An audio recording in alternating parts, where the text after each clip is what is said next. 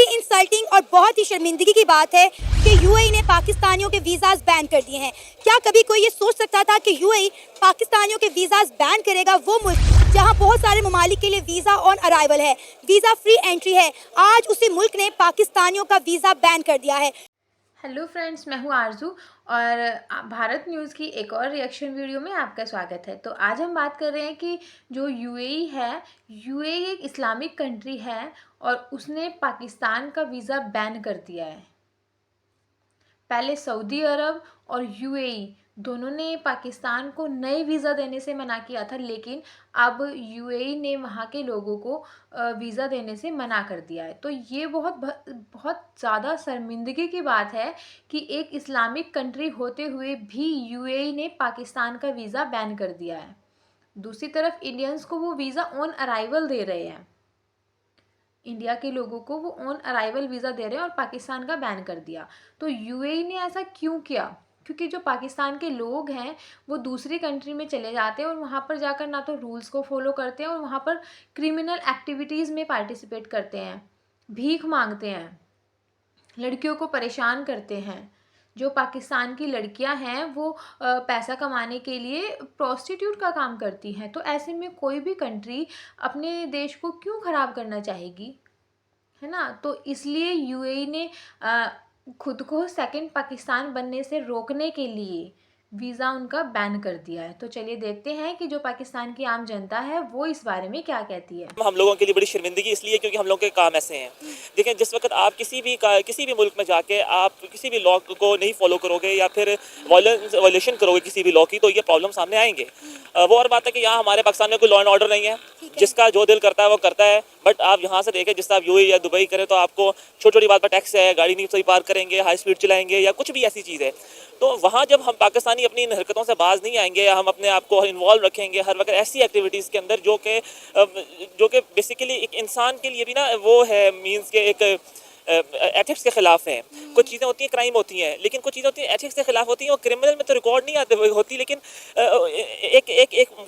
हम अपने मुल्क के ब्रांड एम्बेसडर होते हैं जिस वक्त हम किसी की फॉरेन कंट्री में जाते हैं।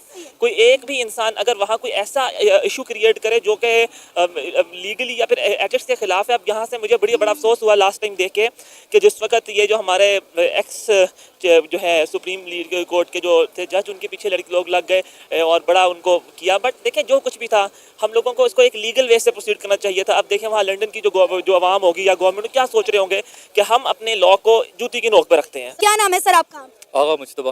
आगा, आपको पता है यूएई ने पाकिस्तानियों के वीज़ाज बैन कर दिए हैं। अब किसी पाकिस्तानी को यूएई का वीज़ा नहीं मिलेगा। आपको पता है हर साल बल्कि हर महीने ही हर दूसरा पाकिस्तानी यूएई जाता था, पढ़ा लिखा नो तबका भी और लेबर कम्युनिटी भी। लेकिन अब यूएई ने सबके वीज़ाज बैन कर दिए हैं। इंडियंस को दे रहे हैं वीज़ा ऑन अराइवल, लेकिन पाकिस्तानियों के लिए वीज़ा नहीं है। वीज़ा पे बैन लगा दिया गया है और ख़ासकर यूथ को तो दे नहीं रहे। जो बुजुर्ग हैं 50 साल से बड़ी उम्र के ख़वातीन, औरतें, बुजुर्ग, उनको वीज़ा मिल रहे हैं, यूथ को वीज़ा देना बंद कर दिया। क्या कहना चाहेंगे? हमारे लिए कितनी इंसल्टिंग बात है। सबसे पहले तो हमारी यूथ के लिए सबसे बड़ी इंसल्टिंग बात यह है कि वो बेचारे पाकिस्तान में पैदा हो गए। अच्छा। उसकी रीज़न ये है कि यहाँ की जो गवर्नमेंट है उनको अपने मफादात से फुर्सत मिले तो वो ये देखें, रिस्पेक्ट बनाना किसी भी गवर्नमेंट का काम होता है कि उस नेशन की रिस्पेक्ट बनाई जाए। जब इंडिया को आप देख लें, वो इतना प्रोग्रेसिव कंट्री है इस टाइम पे, उनके जितने भी यंगस्टर्स हैं बाहर जा रहे हैं वो इसलिए कामयाब है, उनके वीज़ा इसलिए लग रहे हैं क्योंकि इंडिया की गवर्नमेंट उनको बैक करती है, ठीक है। और वो सेकेंडली सबसे मेजर इम्पैक्ट तो इस चीज़ में गवर्नमेंट का है। उसके बाद हम खुद भी बजाते एज अ नेशन ठीक नहीं है। हम कहीं भी, यहाँ पे तो हमारे हालात बुरे हैं, लेकिन अब यहाँ से कहीं बाहर भी चले जाते हैं तो वहाँ जाके हम कुछ हरकतें इस तरह की करनी शुरू कर देते हैं कि फिर गवर्नमेंट्स को वहाँ की करना पड़ता है बैन। और सेकेंडली अभी जो पिछले 2-3 साल से पाकिस्तान के हालात हैं, फाइनेंशियली हर बंदा इतना तंग हो गया है कि बाहर भागने की कोशिश कर रहा है और सबसे इजी अप्रोच इस टाइम दुबई है। सर देखें, पाकिस्तान में रहने वाले हालात हैं नहीं और कोई दूसरा मुल्क हमें रखने को तैयार नहीं है। मुझे किसी एक मुल्क का नाम दे दें जो पाकिस्तानियों को इजीली वीज़ा दे रहे हैं। इंडिया को अगर हम बात करें, इंडियंस की बात करें, तो कितने ममालिक ऐसे हैं जहाँ पे इंडियंस की वीज़ा फ्री एंट्री और सरफेस जो हैं मुसलमान हैं, मुस्लिम कंट्रीज़ हैं। लेकिन आप देखें, सऊदी अरेबिया देख लें, ईरान, इराक देख लें, यूके देख लें, आप यूएई देख लें, पाकिस्तानियों के लिए उनके पास कोई जगह नहीं है। मिस, ये बात घूम फिर के वहीं पे आ जाती है। मैंने आपको पहले बात की कि ये गवर्नमेंट का काम होता है किसी भी नेशन की रिस्पेक्ट बनाना। जो लोग हमें रिप्रेजेंट कर रहे हैं, जब वो हमारी रिस्पेक्ट ही नहीं बना पाएंगे, जब वो हमें रिप्रेजेंट अच्छे से नहीं कर पाएंगे, तो फिर हमारा फेस इसी तरह का ही जाएगा। फिर वो हम लोगों को क्यों एक्सेप्ट करेंगे? वो एज अ नेशन हम लोगों को इस टाइम पे कह रहे हैं कि ये लोग करप्ट है। तो जब एक नेशन ही वो एज अ करप्ट डिक्लेयर कर चुके हैं तो कोई क्यों हमें वीज़ा देगा? देखें कि यूएई जो कि एक इस्लामी मुल्क है, वहाँ पे इंडिया के प्राइम मिनिस्टर नरेंद्र मोदी ने पिछले साल एक बहुत बड़े हिंदू मंदिर का इफ्तिताह किया। हमें बड़ी आग लगी कि भाई एक इस्लामी मुल्क के अंदर हिंदू मंदिर कैसे बन सकता है। आप देखें वहाँ की हर बड़ी कंपनी के अंदर जो बड़े ओहदेदार बैठे हैं वो तमाम इंडियन है।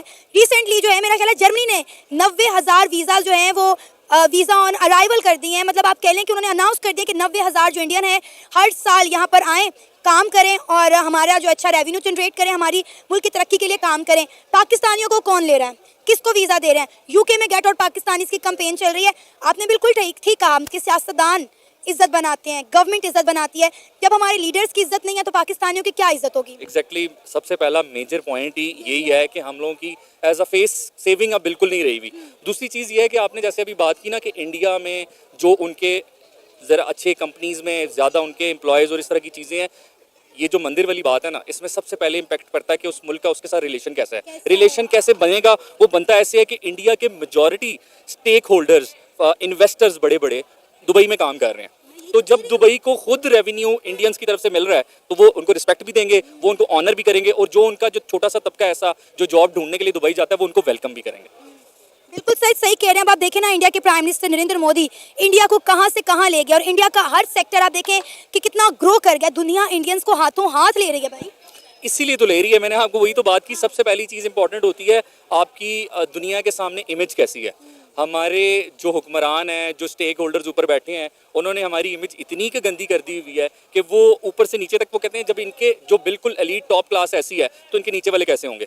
तो फिर वो जब उनको हमसे कोई मफाद हासिल ही नहीं है, उनको पता है कि दीज आर बेगर्स, इनको मांगने के अलावा काम ही कोई नहीं है, तो फिर वो हमारे नीचे वालों को भी, मैंने आपको जैसे बात बताई, इंडियंस के इन्वेस्टर, इंडिया के इन्वेस्टर्स और बड़ी बड़े जो है लोग हैं वहाँ पे सरमायाकारी कर रहे हैं, जिसकी वजह से वो नीचे का तबका को जो सपोर्ट करनी होती है तो फिर वो मुल्क उनको सपोर्ट भी करते हैं।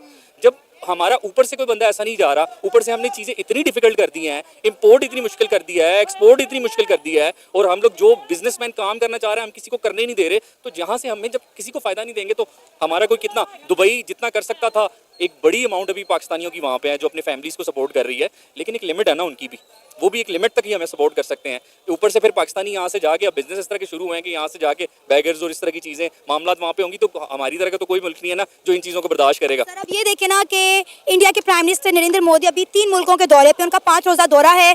वो नाइजीरिया गए हैं, फिर ब्राज़ील गए हैं, अब वो गुआना के विजिट पर हैं, और ब्राज़ील में उन्होंने G20 मीटिंग जो है वो अटेंड की है।